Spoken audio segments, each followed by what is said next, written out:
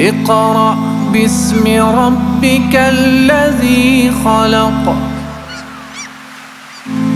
اقرأ باسم ربك الذي خلق.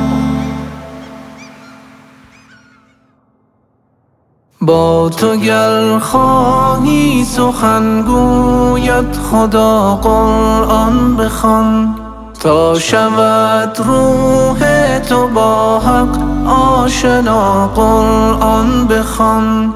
رتل القرآن ترتیلا ندای رحمت است، میدهد قرآن به جان و دل صفا قرآن بخوان. دامها گسترده شیطان در مسیر عمر تو، تا که ایمن باشی از این دامها قرآن بخوان. این که روحت خسته از غمهای این دنیا شده، می کند قرآن تو را از غم رها قرآن بخوان. ای بشر یاد خدا آرامش دل می دهد، دردمندان را بود قرآن دوا قرآن بخوان. گفت پیغمبر سعادت در ره قرآن بود، تا شود روح تو با حق آشنا قرآن بخوان.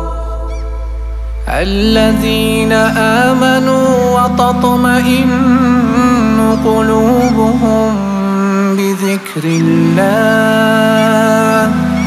ألا بذكر الله تطمئن القلوب. وادی طور است این قرآن و میعاد حضور، با تو گر خواهی سخن گوید خدا قرآن بخوان. می شود خسران ز قرآن هر که او انکار کرد، مؤمنینش را بود قرآن شفا قرآن بخوان. نکته قرآن به دستور العمل دارد نیاز، تا که توفیق عمل یابی دلا قرآن بخوان. سنت احمد ز قرآنش نمی گردد جدا، تا بیابی معنی این نکته را قرآن بخوان.